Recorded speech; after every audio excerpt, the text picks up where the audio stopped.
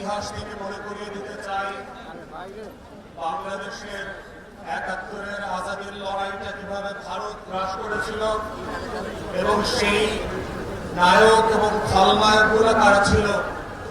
আমরা সুস্পষ্টভাবে জানি যে আমাদের সীমান্তের ওপারে যারা আছে তারা কখনোই আমাদের বন্ধু নয় এবং বন্ধু ছিল না। কিন্তু যেটা আমরা জানি না সেটা হচ্ছে আমাদের সশস্ত্র বাহিনীর মধ্যে কারা ঘাপটি মেরে দিল্লির খলনায়ক অ্যাসেট হিসাবে কাজ করছে।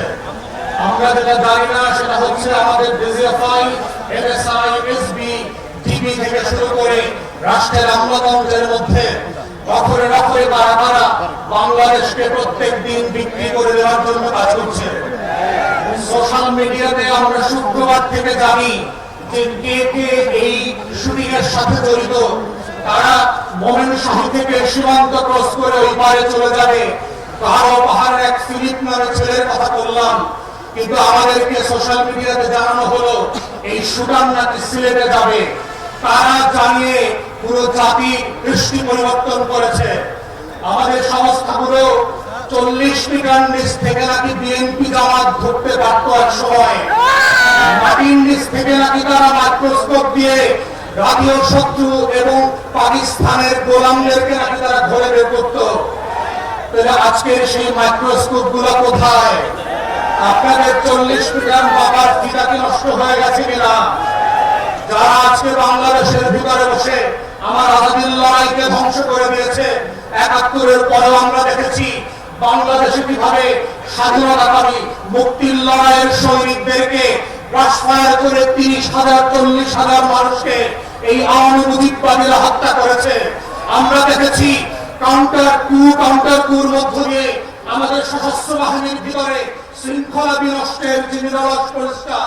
আমরা সেই সময় দেখেছি কাদের সিদ্দিকের মতো এক গোলাম রাজাকার ভারতের, তার নেতৃত্বে কাদেরিয়া বাহিনী করে সীমান্তের প্রশিক্ষণ, টাকা এবং অস্ত্র দিয়ে আমার শত শত বিনিয়োগ জওয়ানকে হত্যা করা হয়েছে।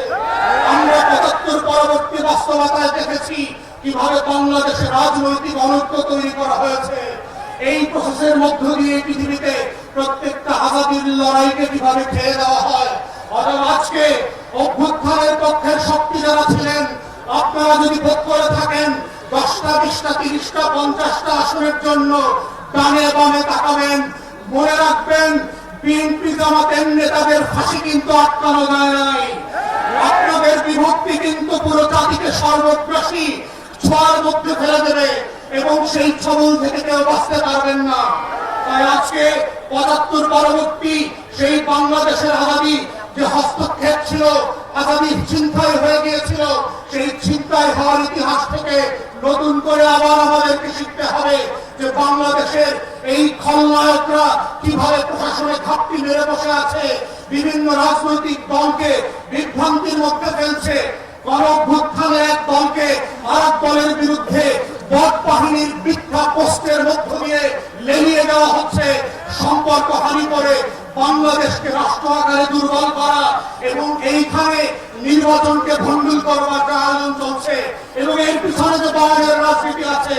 আমার 5 দশকের বুদ্ধিবেশারা, আমার সাংবাদিক আর শিক্ষকরা ফেসবুকে যারা বিভিন্ন সময় সুশীলতা দেখান, তারা যেভাবে দলের রাজনীতি করছেন, দিল্লির আধিপত্যবাদকে সফট পাওয়ার আকারে আমার সামনে হাজির করছেন, এইটা হচ্ছে অশনি সংকেত।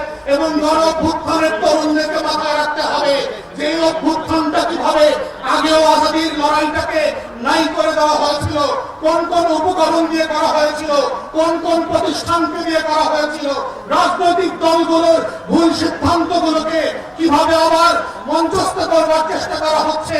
এটা বোঝার মধ্যেই হচ্ছে জুলাইকে ধরে রাখার একমাত্র শব্দ।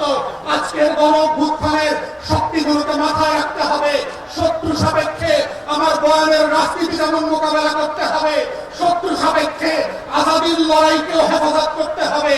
এটাই হচ্ছে আজাদী ধরে রাখার একমাত্র বাহন।